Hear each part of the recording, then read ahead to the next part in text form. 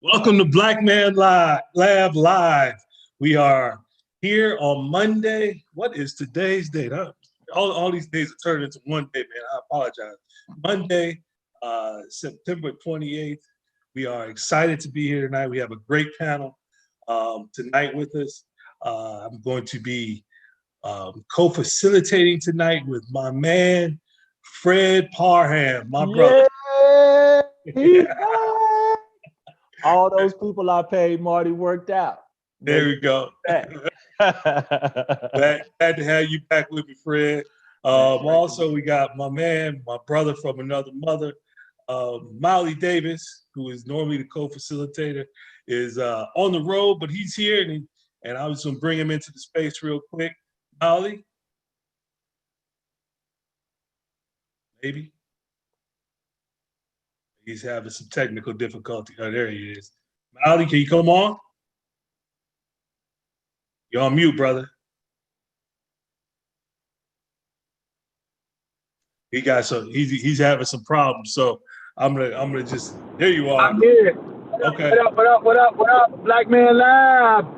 How we doing, man? We just on the road, traveling back from Sylvania, Georgia, dealing with the Julian Lewis case, the brother who was shot and killed by a state trooper on August the 7th. So glad to see everybody. Let me see who's in the house here. Durante. G. White. Zamora Sabukwe. El Lamonti Garside. We got a crew. This got a is great crazy. crew. All right, man. Yeah. So I'm going to get out the way. Brothers, we just want to thank you all for being a part of this, and for everyone that's watching around the country now, thank you all for supporting Black Man Lab.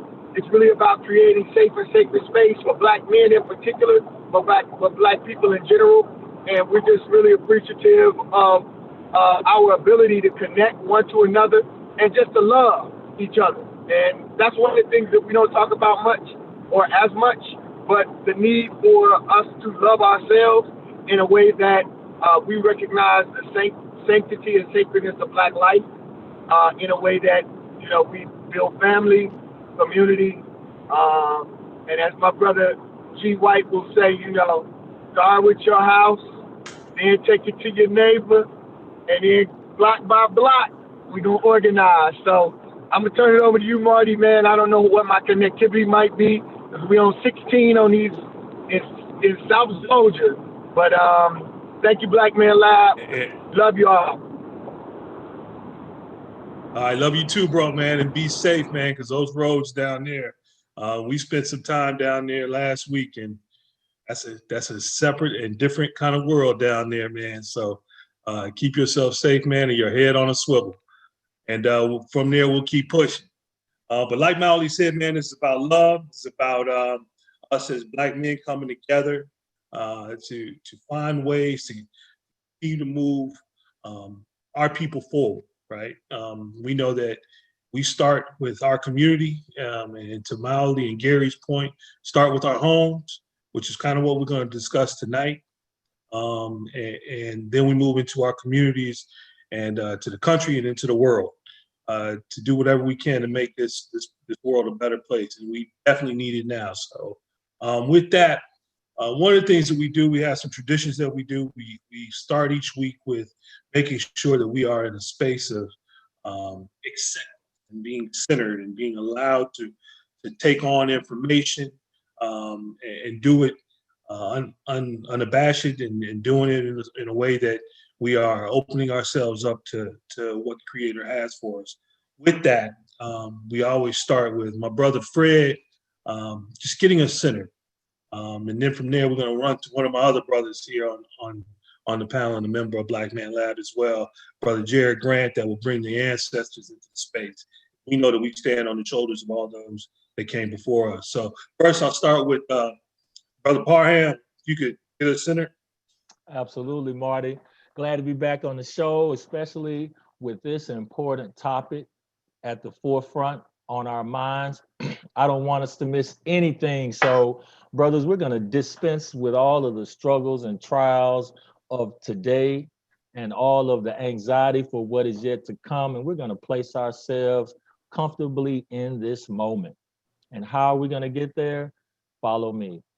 Everybody assume just a posture where you're sitting erect. And you're going to just take a deep breath on my count. Inhale, 3, 2, 1.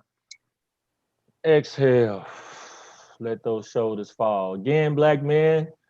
Inhale, 3, 2, 1. And let those shoulders fall. Feel your fingertips and your toes and be in this moment and get ready for the wisdom of these men on this panel tonight. Marty, let's go. Appreciate you, brother Fred. Thanks again. And also, just when we are normally in our space that we are all together, one of the things that we do is we open up the floor to loving each other, right? And so what that means is, to Fred's point, we talk about, hey, if you've had a rough day, if you've had a rough week, a rough month, a rough year, or dare I say it, a rough life, we are open to reach out and put our arms around you and say, brother, we got you. And although we are in a virtual space right now, we want you to know, whoever's listening in out there, and I want the brothers on this panel to know, brother, we got you. We got you. And we're holding. So with that, I want to go on over to brother Jared. Jared, you're off mute now. You good? I'm good, brother. All right. If you could bring the ancestors into the space, man, and get us real solid and ready, I'd really appreciate that. Will do. Thank you, brother Marty, and thank you, brothers, for joining us tonight. I'd like for us to think about some of our ancestors and put them in our hearts and mind. Let's think about some of those ancestors that brought us to where we are and is helping us to achieve what we need for the future. But we rest on their shoulders. And so think of some of the ancestors internationally throughout the world that we know have achieved some great things. I want you to take about 2 or 3 seconds to do that. All right, you locked them in your hearts and mind. Now, everybody raise your fists. And on 3, say Ashe. 1, 2, 3. Ashe. Now I want us to think about some of those national ancestors, those on the soil in which we live on, that impacted us in such a close way here, that we look to model ourselves on. Think about them and put them in your heart and in your mind for about 3 seconds. Now everybody raise your fist. 1, 2, 3. Ashe. Yeah. All right. And last, brothers, there's a group of ancestors that literally made you. That literally, your blood is a part of their blood, and brought you onto this earth. And to do the great work that you're doing, the great work that you're going to even speak to tonight, it's because of them. Put them in your hearts and mind right now for 3 seconds. Now let's raise our fists. And 1, 2, 3, say Ashe 3 times. 1, 2, 3. Ashe. Ashe. Ashe. Ashe. All right. Welcome. All right. Appreciate you, brother Grant. Thank you so much, man. With that, let us move on into our discussion. First, brothers, what I would like is if everybody could give a quick introduction of yourself, and then we're going to get into the conversation right after that. So I'll start with you, brother Durante. If you could give an introduction of yourself, give a little bit about your background. Absolutely. Durante Partridge, father, husband, Lakers fan. I'm an attorney as well here in Atlanta. My law firm, Lyons Den Legal. We practice in the area of entertainment law, as well as intellectual property, amongst other things. Glad to be here tonight amongst the brothers and Black Man Lab for sure. Man, glad to have you, brother Durante. I like how you slid that in there, Lakers fan, man. We're gonna let everybody know, huh? Okay. Yes, sir. All right. We back, man. You're doing all right about now. So yes, congratulations sir. on that. Thanks again, brother. Glad to have you here. Brother Samora. Good evening, brothers. Samora Sabukwe. I'm a father, husband as well. have 2 sons. Also educated, been in education for 15 years. I also own a business where I teach financial literacy and economics to Black youth in particular, and especially at-risk youth. So that's my concentration. Always excited to be here and happy to be here with all the brothers tonight. Man, we are excited to have you, brother, because I know on a regular basis you and your son spend time on the Black Man Lab. You've been part of our gatherings as well. So glad to have you here, and thank you for being on the panel. Oh, no, brother Monty. Good evening, gentlemen. How's everyone? My name is Monty Garside. I am Atlanta native by way of Tampa, Florida. So I was born in Atlanta, lived most of my life in Atlanta, but I went to junior high and high school down in Tampa. I'm also an attorney here in town. Work for a firm called Regal Legal Services based in East Point. I also work for a real estate development company as well as their chief counsel. So I kind of wear both hats, and I'm also a small business owner. I own a cake business, dessert and catering company. So I'm a busy man, a father of an almost 2-year-old, and definitely a family man myself. And I'm really, really excited and honored to be a part of this group this evening. We are excited to have you on, brother, and we are really excited that you were able to be on having a 2-year-old. Likewise, having a cake business, we might need to talk after this as well. Yeah, so. Absolutely. I got you. Thank you for being on, bro. Appreciate it a lot. My man, brother Gary White, the good doc who is one of our great intellectual minds. Brother White. Good afternoon once again. I like the order, the way you all presented that. So I'm going to kind of follow that lead. I'm Dr. Gary L. White. I'm one assistant professor at Clark Atlanta University, the Whitney M. Young Junior School of Social Work, where I teach a host of courses related to the Black family, evaluating clinical practice with Black family, research surrounding Black family. And I do all my research, particularly around fatherhood, Black fathers, as well as the Black family. I'm a family therapist as well. I've been doing that work for 20 plus years. I'm also a member of Let Us Make Man, in which I do the workshop on restoring the Black family. So anyone who's been in that know that I'm always arguing, start with myself, then the family, cover the block on to the community, and that making my case that it has to be in that sequence. And I'm looking forward to talking about that as well. I am a husband of 27 years to my college sweetheart. That's a total of 32 years we've been together. We have 3 outstanding daughters. Oldest one is Imani, which means faith. The middle one is Nia, which means purpose. And my baby is Jaya, which means victory. So faith, purpose, and victory are the cornerstones of the White House here in College Park, Georgia, off of Old Nat. So I'm excited to be here and excited to engage in this concrete conversation that's dealing with the Black family. And appreciate you, Brother White. Thank you so much, man. And we are really, really fortunate to have you on our panel, as your insight is going to be paramount in this discussion. So thank you very much. I see young brother Diallo has come on. Are you there, brother?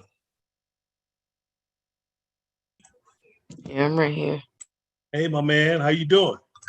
What's up? How about you? Yeah, I'm good. How about you? Doing well, young brother. Okay, can you get your camera on your face a little bit more? We can barely see. We only see the top of your head. There you are. All right, look at that young king. Just give an introduction of yourself, man. What'd you say? Give a quick introduction of yourself. I'm Diallo, I'm 15, and in the 10th grade, and I'm in the 10th grade and I'm 15. And what school you go to, brother? Tamusana Kanyama, TSK. All right. Just waking up? Yeah, I was taking a nap upstairs. We were just talking about that earlier, about how we like to take midday naps, man. So I ain't mad at you for it, brother. But we'll check in with you, man. Wake up. All right, brothers, with that, man, let's get started into the discussion. And again, the discussion today, for those that are listening in, is raising a family in today's America. What we're talking about when we say that is there's a lot of dynamics in today's America, right? For our young Black families specifically, there is a lot of dynamics that we have to manage through. So I'm going to start with you, Brother Gary, just to get into that conversation, to talk about some of those challenges and how we kind of deal with them. Good, no problem. I'm excited once again to have this discussion. And you all, we have to put the Black family and families in general within context, just in terms of looking at how much has changed literally from let's say 1960, 1965, during what was known as the Daniel Patrick Moynihan Report to 2014. And we look at some major transitions really that have taken place in families in general. If you really think about it, that in 1960, 73% of families were in two-parent homes. Right by 1980, 61. By 2014, it literally dropped down to 46%. So we start constantly seeing these challenges, and we're just talking about marriage, right? And that even changed within the context of remarriage and how this has even changed over time. Again, when you really think about it, in 1960, the percentages of families that existed where marriages occurred in first-time marriages, to by the time we get to 2014, and we began to see that the remarriage and the number or the birth of the blended family. So we have so much in terms of what constitute family has changed. And I think that's very important, because when we having a conversation about family, we're very clear that this is challenging the Western view that a family is just the mother, the father, and 2.5 children. And we recognize that within the context of the African American family, the Black family has always consisted and looked at family within the context of not just the parents, but the aunts, the uncles, fictive kinships, the play aunts, the play uncles. So we see all this diversity taking place. But some challenges do exist that we're now seeing in terms of Black families that's a little different now. We began with, when we are struggling with the concept now that 69% of children that are being raised in single parent, female headed households. And so now we're seeing something that really has not existed to this degree. However, I don't always get too caught up on such a statistic, because I'm very clear that the proximity of the father to the children is always neglected. So the daddy may not be in the home when we hear that, but daddy in that regard is in proximity. So his level of access, engagement, and responsibility takes on a completely different look. But here in Georgia, and I know this thing is national, but here in Georgia, we're operating on a whole new model here, because Georgia has laws that are still in existence since slavery. And those attorneys on this line recognize and understand some of those laws had found themselves in real estate. So when you talk about the Black family, we're now saying that if a father has a child born out of wedlock, he has no legal rights to his child. Even if he's living with the mother, he has no say-so to his child. And the law in Georgia that takes back to slavery and property says that he must legitimize the child. These are some structural barriers, Marty, that I'm highlighting here, that a father has to, in order for a father who's not married to that mother to have the legal right to be involved with his child at the school,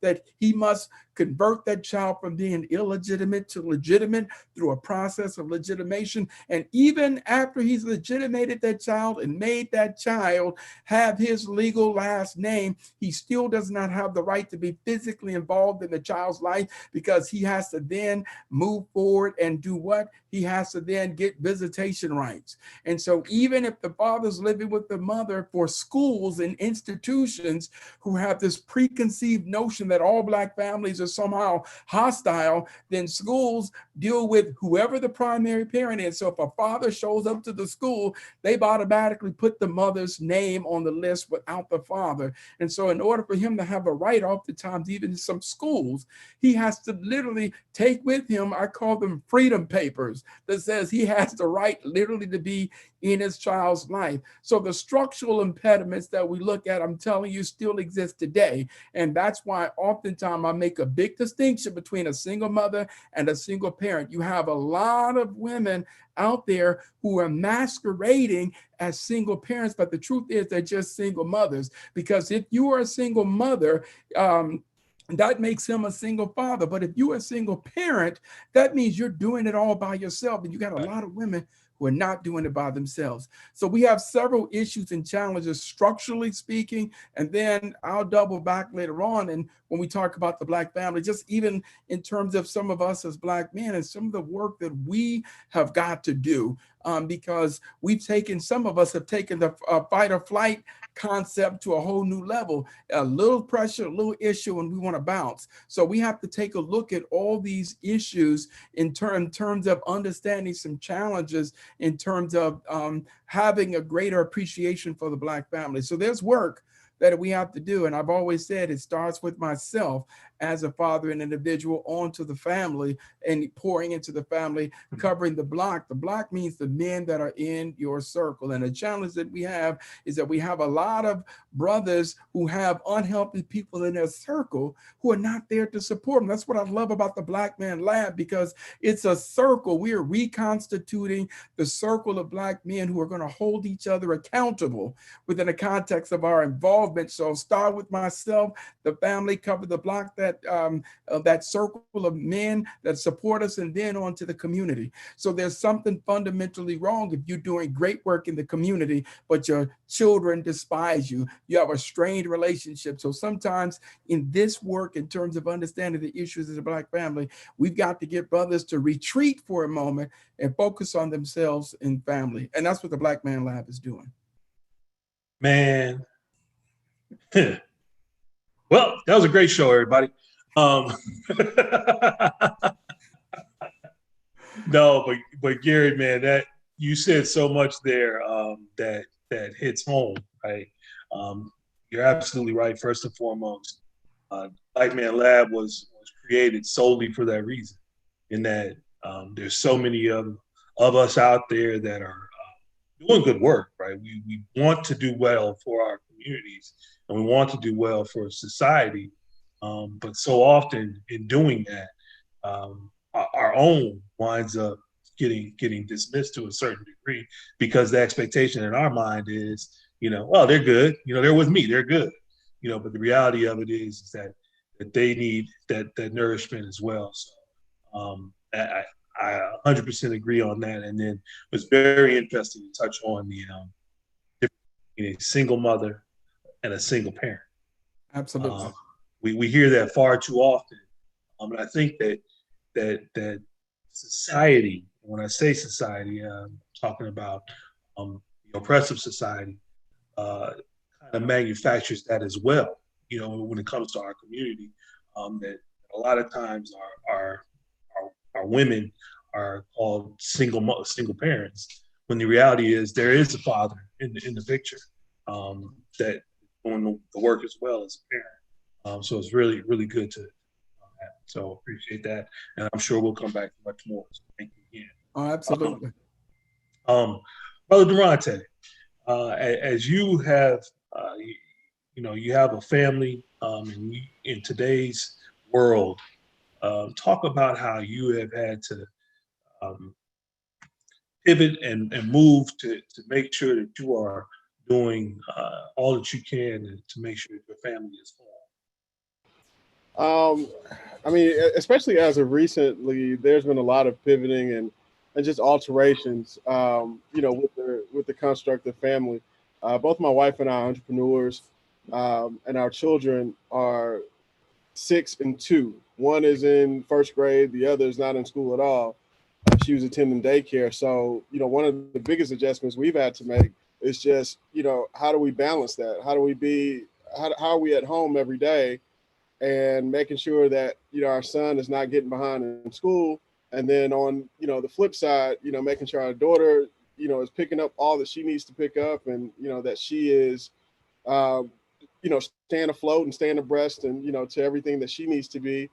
And, just as entrepreneurs and business owners, how are we doing? What are we doing? And also the component of that with regard to self-care. Are we taking care of ourselves? Are we taking care of each other? So, in this whole pandemic, it's completely changed the way that we live life. It's made us a lot more intentional about how we structure things and schedule things, and being intentional also about getting out of the house as a family, and, not having cabin fever, and making sure that my wife and I, date and, do all types of other things as well, so that the kids are not left behind and our marriage is not left behind as well. So it's just one of those things where we've had to just navigate and figure it out the best way that we could, but nonetheless it's working. And I think every day presents a new challenge. And I think the key to everything is communication as a whole, throughout the family, and just letting our kids know, even down to our 2-year-old, that this is where we are now. And, here's how the day presents itself, and here's how tomorrow will be potentially, but nonetheless, this is our family dynamic, and this is what we're doing. So, just being flexible, I think, has been the biggest thing for us so far, and,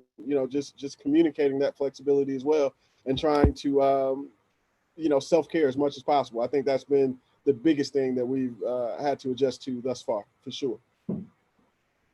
Yeah, that's a great point too, Devontae. I think the self-care, especially for men, when our socialization, kind of alluding to Dr. White's earlier point, our socialization as Black men conditions us always to, look at the negative relationships, or make, this thing called building family with the Black woman extremely complex and difficult. Perhaps it is, but I think there's a lot of external drama that causes just that to be amplified so much. And I can speak from myself as a divorcee and parent, co-parenting in my children's lives. But I wanted to go back to what Gary said when he introduced himself. He brought a lot of luggage, brothers, and I just want to unpack one of those bags for our listening audience. So for all those who watching and listening, tune in. I want to stick right there on this image of Black manhood, as I'm a member of Let Us Make Man as well. And, our tag is the gathering to reclaim Black manhood. And so I tie Black manhood to Black fatherhood. And I say that they're inextricable. And so what I would ask the panelists, and each brother can kind of tackle this one at a time, is that what do you think the greatest strength of the Black family in this 21st century is, looking at our evolution as Gary documented over the past several years, 50 years, in fact. What's the greatest strength of the Black family in 2020? What things are we doing well, brothers, in your opinion, as Black fathers? I'll jump out there. I know Dr. White is jumping at the bit, so I'm gonna get mine off first before he, because he says everything so well. I'm also a proud member of Let Us Make Man, and that's one of the things that I've learned from the other brothers, just to how to lead, basically.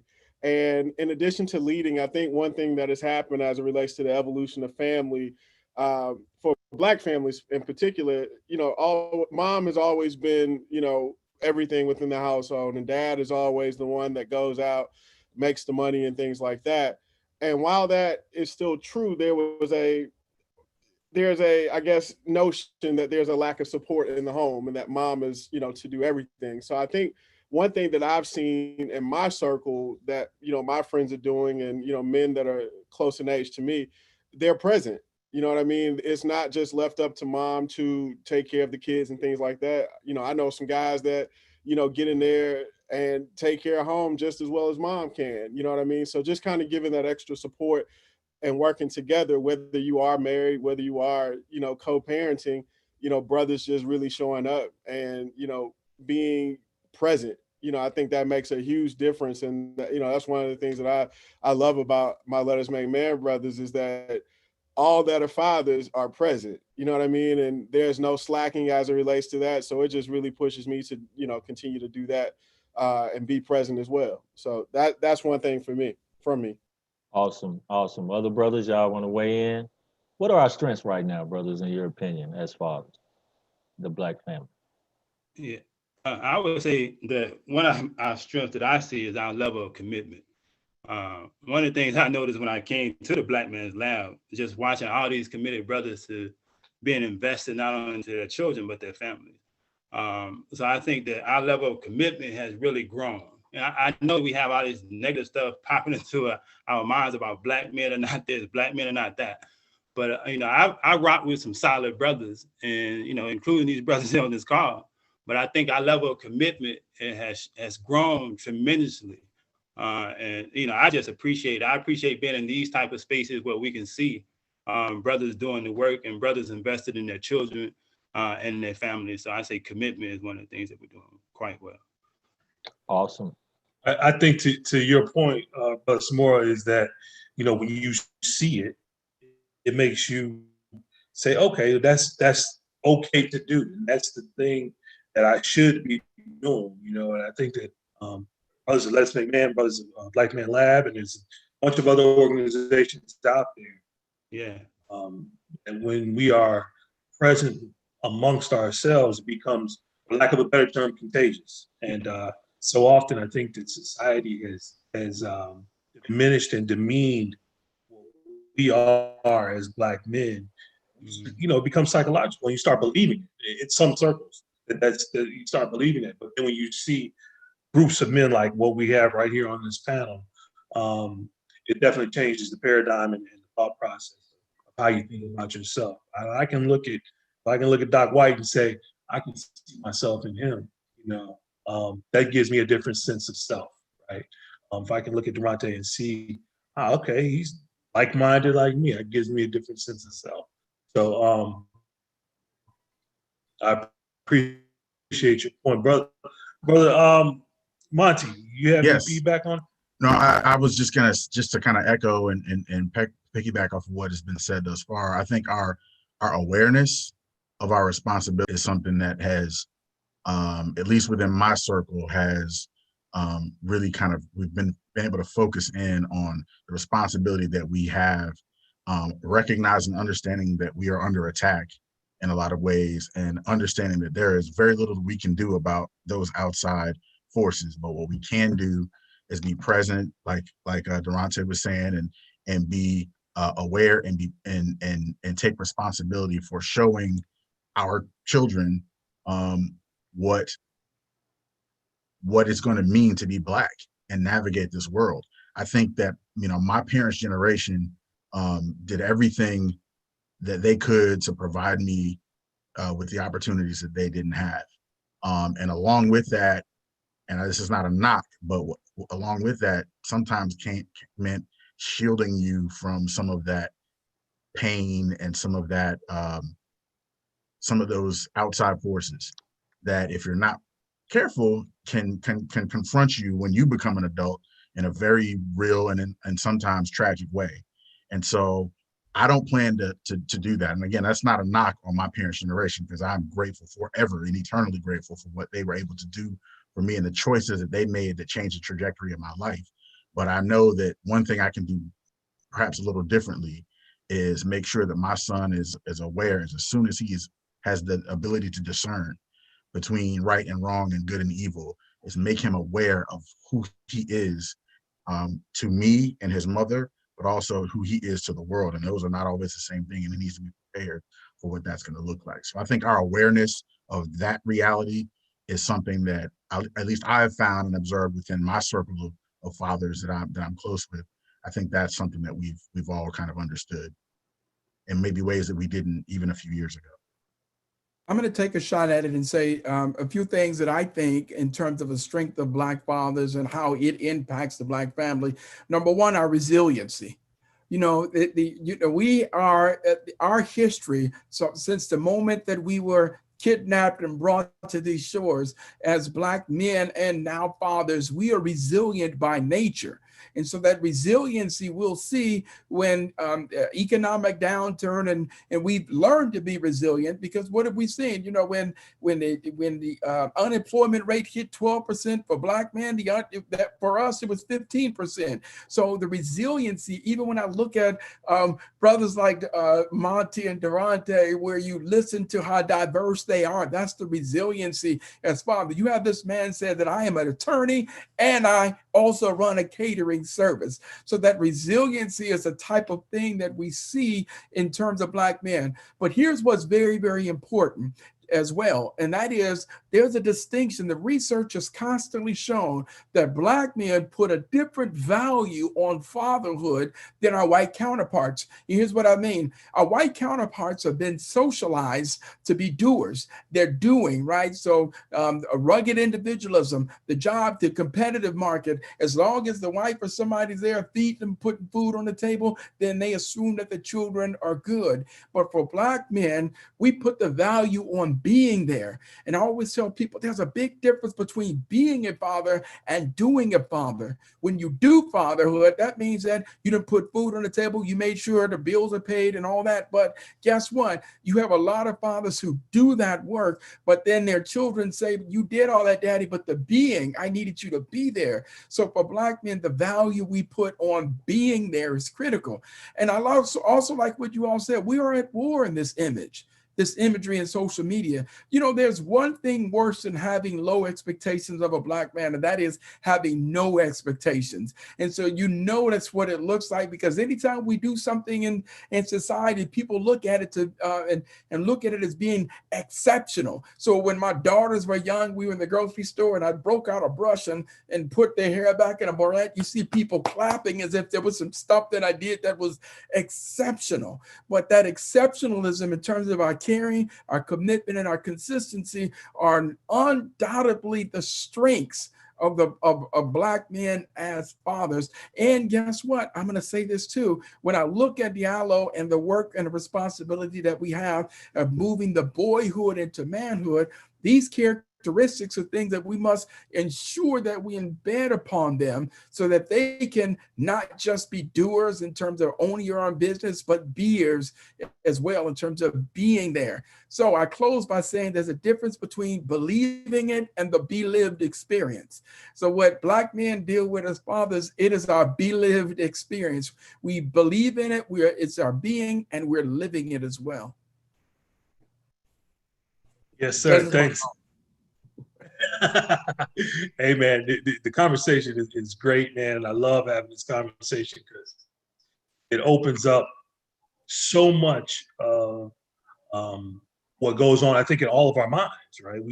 I think guys like ourselves and a lot of those listening in and those that are part of good Black men organizations have this mindset, the things that you were just talking about, Brother Gary, and we have to continue that, and we have to continue that, and we have to push that for the next generation. Just because, to Monty's point, you know, he's talking about his parents, and they did all they could, and likewise mine, done all they could, you know, for me. I appreciate it beyond words. But what we have to do is go to that next level, right? And that next level, from there, our children should be going to the next level above us, you know, so that ultimately this world that we live in, it's to a place that we're not where we are today, right? Because we've seen what we're seeing today is reminiscent of what we saw in the 60s, realistically. So obviously we have to do some things different. And I think the major thing that we have to do different, build our families, because that has been the destruction of Black civilization. Every round goes Growing higher. the Black family and how a better way. Yeah, I'm saying every round goes higher and higher. And that's what Monty was talking about. My parents did good. I love what they did, but I got to kick it to the next level. I don't want my children to, I mean, my goal is that I remember being young and, you know, my mom raising all 5 of us by herself. And I tell everybody I'm one of 23 kids, but my mom raised all 5 of us in terms of that first group by herself. And I used to admire when I looked at the brothers who had both of their parents raising them. And so I was very clear that when I became an adult, because I could see the difference. The first time I ever went to a national convention of my fraternity, I had to go gather myself in 1990, had to go back to my room and gather myself because I saw brothers there who were alphas with their fathers and their grandfathers. And I'm looking at 3 generations of men, and I never saw that.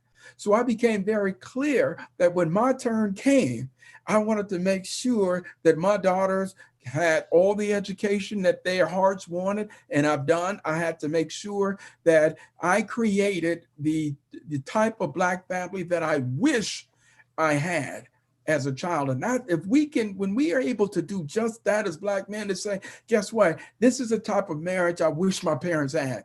I'm gonna have that. This is the type of relationship with the children that I wish I had with my parents. I'm gonna have that. And when we start doing that, as Monty has shared and Durante has shared, then the rounds go higher and higher. That's the only obligation we have. This ain't about changing the nation. It ain't changing about changing our tribes. I'm just saying, if you can just make a personal, private promise to yourself, to however it was as a child and however you wished it could be as a child, now you are up to the plate, do it. And that's the positive, powerful side about Black fathers in today's society. We have the opportunity to do it in the way that we wished it had been done as children.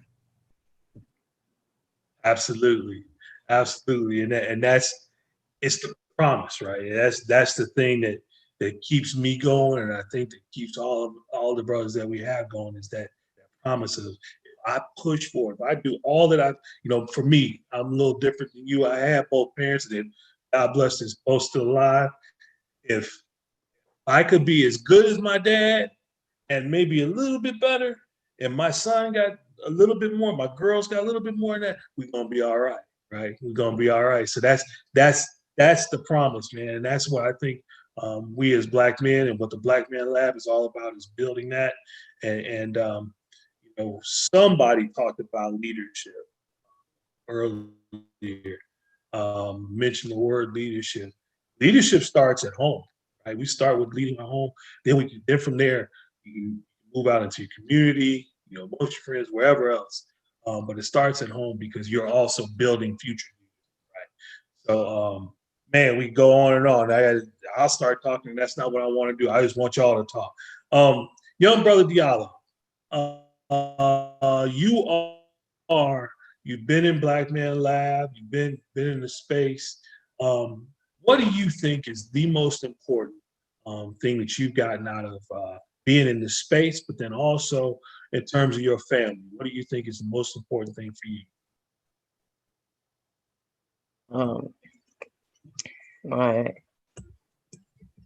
What I think is the most important thing is like family. Yeah. Like everybody, like keeping each other accountable and stuff, and like being a friend, and like tell, like when someone does something, you tell them, hey, that's not, you pull them to the side and say, hey, that's not right, something like that. Yeah, hold everyone accountable, and so everyone can get things done. Man, I love that, man. Talking about accountability. How old are you, brother Diallo? You 15, you said? Yeah, I'm 15. Yeah, dude. I wasn't talking about accountability at 15, man. So, No, congratulations. not at all. Not at all, Marty. I was thinking Diallo's father's hand is right on him. We can hear it and see it. Outstanding, young man. Glad to have you on, because one day we pray you're going to be a father leading a household. But yeah, brothers, I start with strength because I want our listeners to believe and to know those who appreciate and embrace the situation they're in as a father or a husband or one or the other. But then also those who have some doubts. And I know from being in Let Us Make Man over the past 13, 14 years, Gary's workshop is attended a lot by families or people who want to find to make their family better. And so I would just ask, now that we've talked about the strengths and we listed them brilliantly, what are some immediate threats given the climate we're in to your families, brothers, that you say, man, I've been battling this threat right here, for a long time, or a new emerging threat with how, the police are behaving and the schools are broken. So, what about the threats, brothers, to your families and your experience, things that you can tell young dads or other dads that they need to be looking out for when raising their own family? May I go first on this one? And I'll be short. It starts with self-talk. The greatest threat that we have is the conversation that we have for ourselves, and we don't run it by a healthy circle. So number one, our self-talk, and we don't take those thoughts out and run them through the circle. And number two, a strong circle. Diallo just hit a doggone home run in the point that he just made in terms of having a circle of someone that you can go to and hold you accountable. But our threat is that when we engage in this self-talk and we start talking about giving up, we start talking about quitting, we stop communicating. The greatest challenge that we have sometimes is that, people often say that women are more emotional than men, and I challenge it. The only difference between men and women in terms of emotions is that women's emotions are external. They talk about it and they say it. Men's emotions are internal. And the problem with the internal as a threat is that you have an implosion. And when you have that implosion, you quit, you give up, you walk away, you curse, you do those things. But what is the serum to that unhealthy self-talk is a very, very strong circle. If you don't have the people in your circle to hold you accountable, if there's nobody in your circle to say, brother, you wrong, if there's no one in your circle to check you and everybody saying, you know what, I'm not going to get in your family business, I'm going to tell everybody it ain't their business, but it is their business. If I'm in your circle, then you have a right to put me in check when I'm not doing what I'm supposed to do. So the self-talk and the self-defeating, low level of emotional intelligence within that regard, and an unhealthy circle. Some of our circles, we need a colonic. We need a total cleansing of the people who are in our circle, because we're having these diarrhea-like ideas coming from this unhealthy circle. So that's my argument. Told a brother that the other day, man. Clean your friends out, bro. What about you, brothers? What are some threats you see that you want to warn other fathers about? I would add to that very, very similarly, and I learned this. My partner is a social worker by training and is a therapist in practice. And one of the things that she always talks about and stresses is boundaries. I think a big threat to us is we do not have collectively an understanding of the importance of boundaries, and we don't understand how to communicate to others when we do set boundaries, communicate to others why that boundary is there and what that boundary means. And so it allows negative energy to permeate our relationships. Just because you set up a boundary doesn't mean you've walled someone off. It just means that their energy cannot invade your energy, because when it does, it impacts your home. And so in our home, things that we're always mindful of with one another is setting those healthy boundaries. There's only so much our mothers can say to us about our relationship, right? There's only so much our friends can say about this and that. There's only so much parenting advice we're going to take, right? Because at the end of the day, our home is for the two of us to manage and to run. And so too often, I know that a lot of the clients that she sees, that she counsels, one of the the universal thread that goes through all of their issues is that they have not figured out how to set healthy boundaries, both for themselves and for their relationships. And I think that is a huge threat to the family and to just personal self-care and mental health.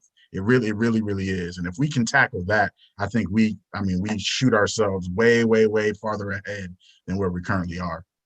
Man, I hope the listeners are taking notes, man, and tuned in, because y'all brothers are dropping some real gems tonight. I think, like you said, Brother Monty, the boundaries are important even for the individual self-care, let alone by extension to the family. That's a part of the security, bro. Absolutely. Come on, so Brother Samari and Durante. Yeah, I think just to piggyback rather off of what Monty just said regarding boundaries, man, that's something that I had to learn. I don't want to necessarily say the hard way, but it's one of those things where you might have a friend that it was introduced to fatherhood before you, or your parents or whatever, and it's one of those things whereby accepting advice for them based on how they do their home doesn't always, it's not a Right. one size fit all situation or whatever. So it's one of those things where you have to figure out with your co-parent, with your partner or whatnot, what's good for us and how do we operate in this Right. situation. But I think what both Dr. White and Monty have shared with regard to that are excellent threats that we should be mindful of. One of the things that you mentioned, Brother Priam, regarding threats would be external threats regarding how the police treats us and things like that.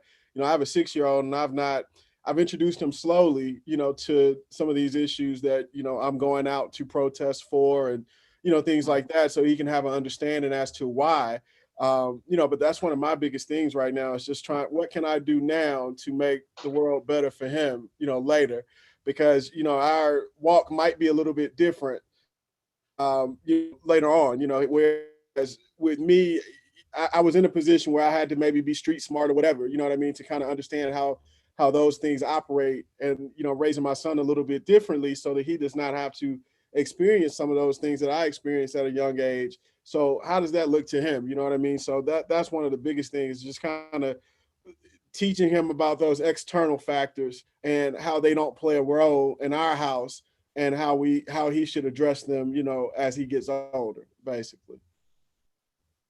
Yeah, I would add that the current culture that we're in now is a huge threat. I have my son's now in the rites of passage that me and some other brothers are doing. And Dr. Raymond Wimbush, who wrote the Warrior Method, he came to address them. And he was telling them that if we spend more time watching TV than we do reading, then we have to reevaluate what we're doing as men. And I think the culture has such a distractive type culture. What's the latest video game? What's the latest TV program? What's the latest this and that? And before you know it, we done spent, he just laid out how many hours Black people watch TV in general. And we don't spend a majority of our day listening to things that doesn't even mean anything to us. So I think we have to be aware of the culture that they try to slide into our households on a day-to-day basis. We have to be mindful of what our children are looking at, what they're watching, what they're engaged in, and just keeping an eye on them. And it's not in the sense of just, and I think when we get that teenage age, it's like, I'm independent.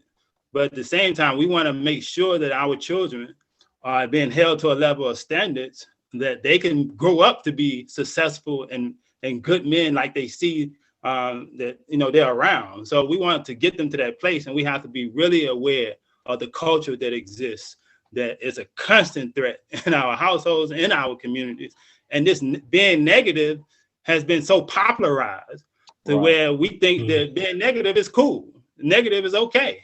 So we have to reevaluate, how we look at things and how we teach that to our children, and, and hold them accountable to it, as what Diallo said earlier. The accountability factor, I think, is important. So, Man, absolutely. You guys are just, as Fred said earlier, just dropping gems left and right. And I'm taking notes as we're going through myself. So Me too, Marty. Because the reality of it is that as a parent, and as a person in today's society, we really don't have anything figured out. We know that, right? We don't have it all figured out. There's only one person that got stuff figured out, and he's up there, right? That's the creator. We're trying to move in a way that is conducive to what the creator would want, and I think that that's important. Dee, did you have another point that you wanted to drop in? Gary? Yeah, I just wanted to just add, the interesting thing is another thread too, is what I call deficit parenting. And that is raising our children by what not to do. We're telling them, don't do this, don't do that, don't do this. And what ends up happening is that when 99% of the instruction we give our children is based on what not to do, then you find our children doing it as opposed to what to do. And when we have that strength-based approach to our parenting, something wonderful begins to happen. Our children start learning from us, and to some degree, I get to say, you almost know when you're doing it, when you find your children, when they start moving into that next level of young adulthood, they've chosen a profession or a career or a major that's kind of like yours, right? So that strength-based thing is beginning to happen, right? So I just remember with Miley, when Kahari and Kobe got ready in high school, leaving, and I remember telling Molly once, I said, one of them going to law school. Molly was like, "Nah, I don't see it. I don't see it. If he watching, I know he's going to jump on." I said, "You watch it." Right? So what ends up happening is that you have Kobe, who has an interest in law, and then you look at the creativeness of Kahari, which is literally the creativeness of his mom as an educator. I'm a social worker. I'm a social work educator, practitioner, therapist, and my children for the longest, "Dad, I cannot do the work you do. I cannot do it." But what ended up happening? My oldest daughter gets her master's degree in public health. My middle daughter gets her bachelor's degree from Texas A&M in what? Community health. My youngest daughter at Tuskegee is what? A veterinarian. Help, help, help. And so what the weird thing is that it's not so much what we do, but it's not so much what we say, but it's what we do, and then they start following in those. So the strength-based parenting is really the counter to the negative, because I'm going to tell you, I don't worry about racism, institutional, structural, micro. I'm not worried about any of those things, because the strength in the house is so strong that I got daughters and I'm raising them as warriors. And so that's that strengths-based approach, and not so much the deficit-based approach. And I think that's a great counter to the negativism. And I think it's a great counter to what we need to do in terms of those areas or those opportunities for improvement for us as Black fathers. So can I ask a question right quick? So Dr. White, you're talking about, when you're saying the strength-based approach, could you just elaborate on that just a little bit? Because I was writing some of that down. That was good. No problem. Strengths-based approach is because there's been so much negativity, and we are fighting social media images. We're fighting the level of fear that officers have. So what ended up happening is that from that deficit approach, we start telling our children what not to do. When the police come, don't do this. When you're dealing with it, and so everything becomes what not to do, what not to do. It's sort of like if I told everybody in this room, no matter what, don't look up, don't look up, don't look up. Someone is going to look up. Right. So we put so much energy of directing them toward what not to do, then they start looking at that. And all I'm simply saying, the counter to it is focusing on the strength of what to do, because guess what? It's sort of like when I teach my students about, I can learn more when I'm studying the Black family. So much research focuses on divorce. Right? Divorce, divorce, divorce, as if we learn about what causes people to divorce, it's somehow going to help us understand what keeps people married. And I argue, guess what? I don't do that deficit. Here's what I'm going to start. What makes a relationship strong, and what are they getting right? And if I can understand what they're getting right, then I can go back and look at perhaps someone who's got it wrong. But we do that. It's sort of like a recovering addict becomes the expert in dealing with substance abuse, right? I had to tell one time in a group, I said, so do I need to break from this group, go and do crack, get addicted, come back so then I can be an expert? No, we don't. We learn from the strengths perspective of doing it. So when we give that attention, then every opportunity and interaction we have with our kids, it becomes opportunities. Daddy, how are you an attorney and you have a catering business? Daddy, I like that Lion's Den. Where did that come from? Son, let me tell you about it. So now the dialogue, when Parham's son started medical school, everyone was looking right. Why? Because he's following in a very interesting way in that regard. And Parham's daughter is getting a master's degree in social work. And I got her. Y'all see what I mean? So that's the strength base when we're doing it, and our children start feeding off of it and eating off of it. And whatever it is that my daddy is doing, I want to move. And y'all, we'll have another conversation about the power of the daddy-daughter relationship and how daughters transform men. And we have to take a closer look at that phenomenon. Thank you. You know I do. So having two daughters and having gone down that road, I absolutely want to have that conversation. And to your point too, also Gary, you know, you talk about those positive conversations and rather than focusing on what not. It's interesting how it'll manifest later, right? Mm-hmm. Your point, whether it's something in a profession or whether it's just that they were actually listening and you never thought that they were, you know, when you remember when you said, you know, it'll be years later and it'll be, Dad, you remember when you said, whatever it was, then you're like, whoa, that was it. That was the moment, you know, that was the moment where you know that they got it. So, yeah, I completely understand it, man, guys, we are pushing up against the clock. So I want to get some more in here before we have to get off. But I want to one thing that I want to talk about and I want us to touch on that I'm sure is affecting everybody is, you know, it's about today's society, right? So we have COVID, we have these situations going on, we have a crazy political system going on right now. Um, how are you having those conversations with your family? What does that look like for you? I know for me personally, it's weird because we wind up having these roundtable discussions now that I've never had before that are both insightful in terms of me being able to expound upon all the different things that are going on in today's world, from institutional racism to politics, whatever. And then getting that feedback and hearing these young folks' point of view. How has that occurred in you all's homes? I'll start with you, Brother Durante. Talk to us a little bit about that.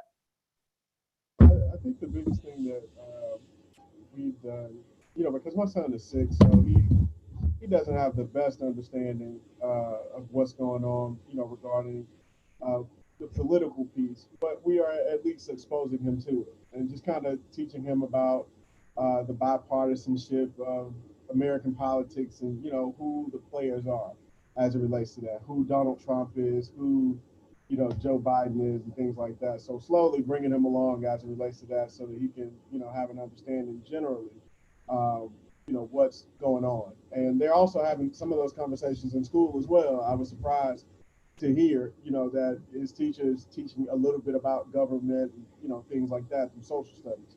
So, as far as that piece, we're teaching them about that. With the pandemic, this thing just kind of hit us out of nowhere. And, he was in kindergarten when this first started. And fortunately for him, he had some, I guess, schooling under his belt with regards to virtual learning. So when everything initially happened, we had to explain to him what was going on and the reason why. So he gets it, and he's able to give us that feedback to say, well, outside of school, other things are going on as well where we can't operate, as we used to, or by normal, if you will.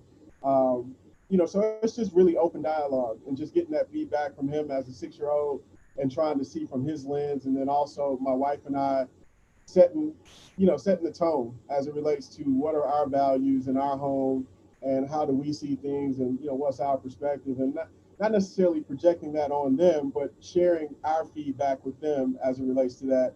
And also hearing at least my son's feedback in regard to the same. So slowly but surely. Got you. Understood, man. What about you, Brother Samar?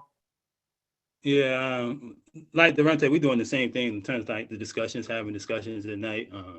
One thing I think that's important too, even during this whole pandemic and everything, is like we have game nights and things like that to kind of lighten the load. So understanding what's happening on the political spectrum, understanding what's happening in life in general, but just getting the child's perspective as to how they feel about everything and just being open and having open discussions and family discussions. So that's what we kind of doing, right? Sure. And I think it's interesting that I think about where these kids are today, these young folks. I shouldn't just say kids, but even into their early 20s, where they are today versus, I'll speak for myself, when at that age or younger, I wasn't engaging in these kind of conversations. So, it was all, roses and good times for me back then, as much as possible. Versus now, there's all these different topics that are heavy that young folks are getting introduced to, like what you were talking, both of you guys was talking about, having young kids. Durante, a 6-year-old, that is having a discussion now about politics, and not just textbook politics, but what's happening today is so much deeper than what me at 6, or I'm sure most of us even thought about.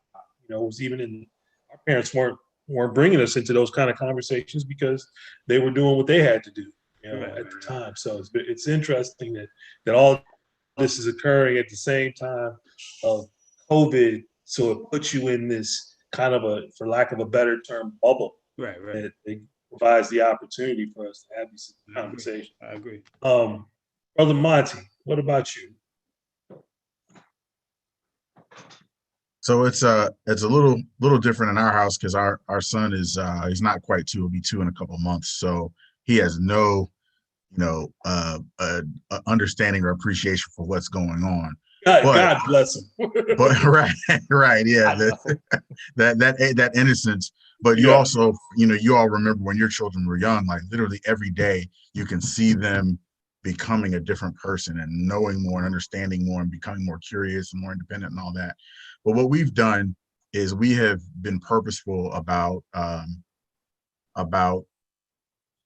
being present, because when the pandemic first started and everything shut down, daycare closed, right? And we're both very busy. I got clients I have to deal with, and my partner has clients she has to deal with, and we had to literally take turns watching him, right? Because while some of her clients may have been okay with having a baby on the lap during their session, most weren't.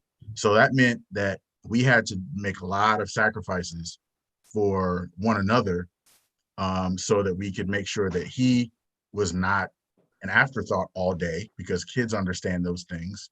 And it was hard work, and I'm proud of us for it. There weren't really any tense moments between the two of us, but there was a lot of sacrificing going on before our daycare opened back up. But so for us, it's been about really holding to the values that we said we were going to have as a family, and reminding ourselves of that you're kind of, when times get tough, you really circle the wagons and are required to lean on the values that you claim to have, right? And so for us, it's been about that. We said we wanted to be present in our son's life. We wanted him to know that he was loved. We wanted him to not feel like we were pushing him to the side. Well, when it would have been easy to just be like, here, let's give him some cough medicine and let him take a nap so we can work, we resisted those urges. We didn't really have those urges. You know what I mean? We really were purposeful about making sure that we did the things that we said we were going to do when we decided to start a family. And so for us, I think that's really what that's been about. But we've also talked about what we would do. Man, if he were of school age, you know what, we probably would have done K-12 and been virtual until we felt comfortable sending him back to school. I mean, we talked about the kinds of things we would be doing if our child was older and was of school age, and if we're in a different situation. And that's just the pattern of communication that we have regularly. So I think for us, it's been a little bit different. In a lot of ways, we have not been as I guess stressfully impacted by the pandemic because our son is so small.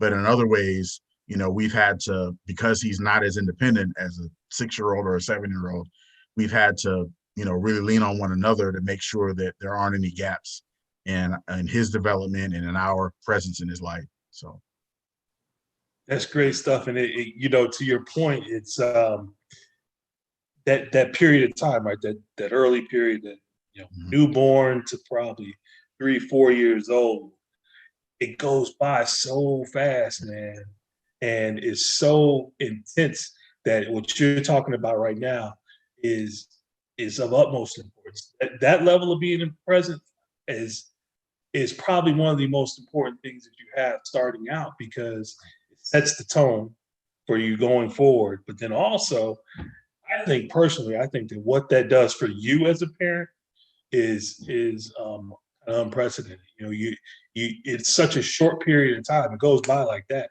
I see kids now all the time. Whenever I see a little kid, there's a parent with them. The first thing I say is enjoy that. Enjoy that because I get that a lot. A lot of people tell me that. oh man, it's special, man. It's Yeah. special because that's the building of all the bonds, man. Look, we are running up against the clock, y'all. I want to bring before we start wrapping up here, I want to bring young Diallo in. Young brother, you are experiencing the world in a different way right now as a young teenager.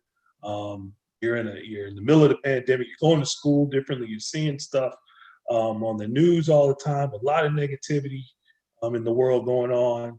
What is your perspective, and how do you stay in a positive space right now? Tell us about that real quick as we wrap up.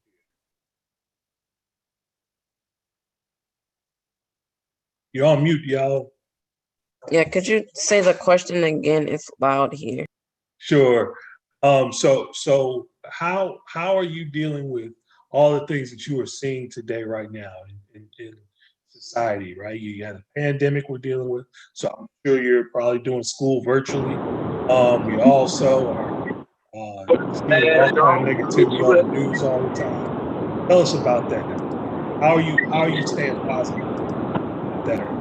Yeah, it's like I feel like getting into everyone's mind.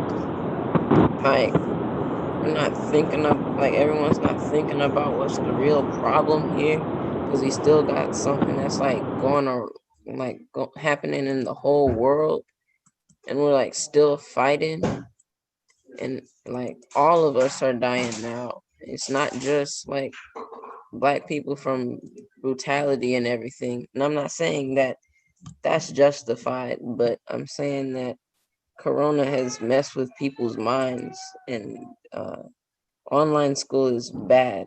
So, yeah. When you say bad, meaning it's bad. How, young brother? Yes, it's stressful. There's usually more work because you're like at home, and sometimes people still go to the schools and stuff. So it's a It's lot. tough. And then just being in the house all day doing nothing. It's really like it's stressful and it's boring. Yeah, stressful and boring. That's online school. I get you, man. We as grown folks, we have to deal with it as well. I think the vast majority of us are now doing probably more work than what we used to do because we are online all the time doing these Zoom meetings and all that. So I understand that, young Diallo, but at the same time, I'm going to tell you, young man, keep pushing and keep doing your work and read, man. Read as much stuff as you can, so that when we come out of this, you're going to be a strong soldier for your community, my man. Listen, everybody, we are up against it. And, it has been an amazing conversation. Gone by too fast, Marty. Too fast. I mean, today it seems like it's just as most of our days nowadays, Fred, they go by so fast, but this session went by super fast, man. Indeed, So, I want to go ahead and start heading us out to a close. Brother Gary, was there anything that you wanted to say real quick? No, I was just going to share that in my home, the emphasis is that this is a history-making moment. And we emphasize that everything that takes place right now is going to be in a history book. Durante and Monty, those of you who all have little kids, they're going to have to study this. And you all are going to be there and put in context what this moment was like. And so, yeah, the conversations that we all are having, like the conversation you all are having, you're going to remind them of that dialogue when they get to my children's age. So with my youngest child who's at Tuskegee, we FaceTime on a daily basis. They're having a conversation about vaccinations. My daughter's like, Dad, Tuskegee, we good. We already took one for the team, you know? And history in of itself in that regard. So that's the dialogue. And of course, because all of my children are in the helping field, they're taking this stuff to heart. And so, but that's where we are. And that's the beautiful thing about being fathers in the Black family, is that we are literally bringing in the entire family along. So I close with start with myself, then the family, cover the block, on to the community. What everybody witnessed today was a discussion about ourselves and our families. That's awesome, man. Appreciate you so much, Doc. Mauli, you there, man? I'm here in the dark, brother. We on this dark, dusty road heading back to Atlanta, man. But it's been a beautiful conversation, man. Me and Brother Moody are here together. We just thank you, brothers, for all that you all are doing. And just, especially our young brother, we know that this isn't the most optimal way to learn, but we got this. We've done this for many, many times before, just in different ways as a people. So we're going to close out. If everybody can take yourself off of mute, right? Lift your arms up like you're locking arms with us as we do.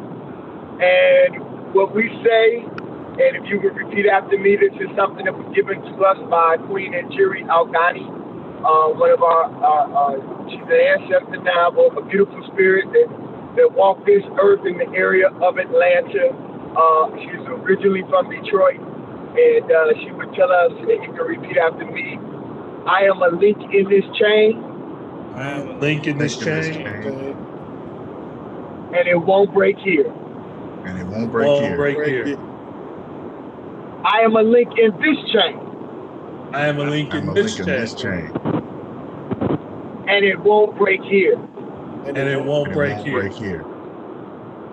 We are linked in this chain. We are linked in this chain. And we won't break here. And we won't break here. Ashe. Ashe. Ashe. Ashe. Travel safe, brothers. Thank you so much, you guys. I appreciate you all. Thank you for sharing about your family, your lives, and your information, man.